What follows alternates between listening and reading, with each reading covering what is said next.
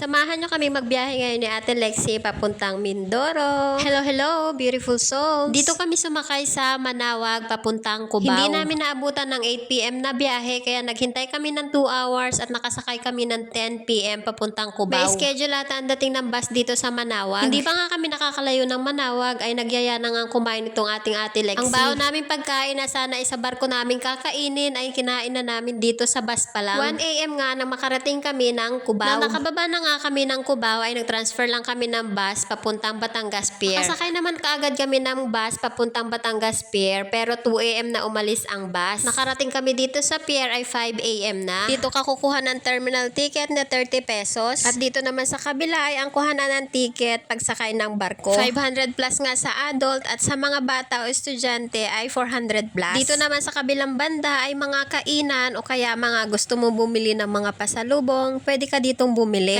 Kahilera nga ng ticketing booth ay itong entrance. Bago ka nga pumasok ay kailangan mong itap ang iyong terminal ticket na parang sa LRT. Pagkapasok mo naman ay ilalagay mo dyan ang iyong gamit for inspection. Maganda na nga ngayon itong Batangas Pier para ka nang nasa airport. Hindi namin naabutan ni Ate Lexie ang Starlight Ferry na 5 AM ang biyahe. Kaya Roro na lang ang aming kinuhan ticket na ang biyahe ay 6 AM. 2 hours ang biyahe ng Roro, hindi kagaya ng ferry na 45 minutes lang andun ka na sa Calapan Pier. At dahil nga siguro maaga pa ay konti lang ang pasahero ngayon. Maganda nga ang kanilang basurahan dito, pati kanilang CR ay malinis. At kung gusto mo namang mag-pray, meron silang prayer room dito. Eksakto 6 AM nga ay tinawag na ang mga sasakay sa Montenegro Lines. At dito nga kami lalabas sa boarding gate 1. At itong ating Ate Lexie nga excited na sumakay sa barko, nagmamadali mga ma'am. Pinapabilis niya ako, sabi niya video daw ako ng video.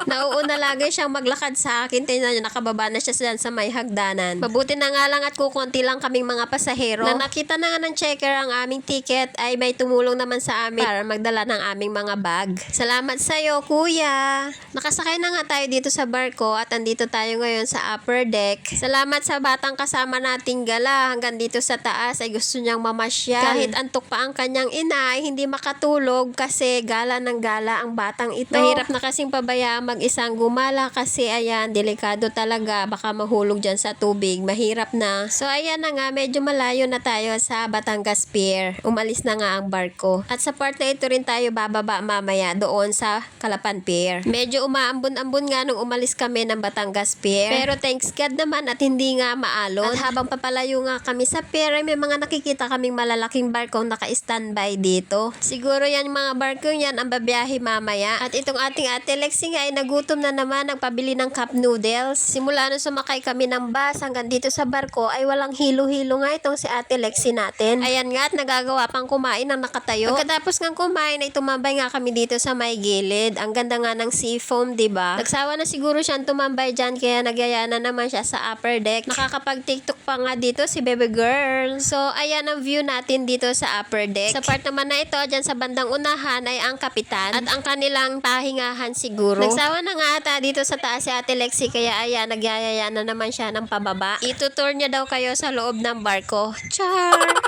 Kung may house tour, meron ding ship tour.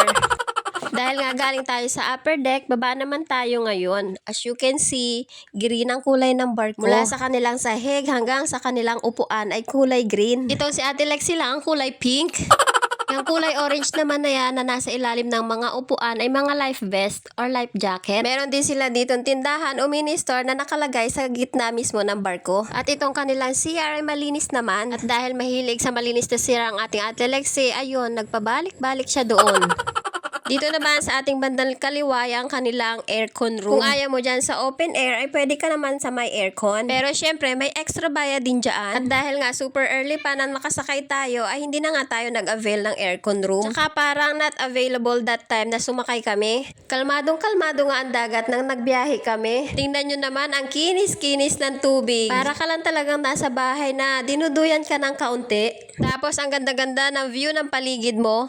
Diba nakaka-relax tingnan? At kahit nga ganyan na medyo makulimlim ang langit, ay binigyan nga tayo ng maganda at maayos na biyahe. Thank you Lord talaga at safe kami nakarating dito sa Mindoro. So ayan na nga, dito na nga tayo sa Mindoro at pupundo lang itong barkong ito bago tayo bumaba. At dahil nga excited tayo at ang mga tao nakasakay sa barkong ito, ay uunahan nating lumabas sa mga sasakyan na naandyan sa baba.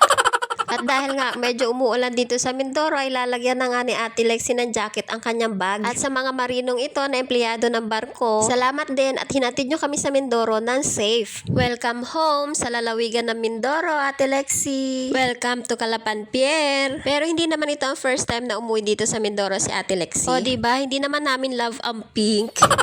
Wala kayong ebidensya.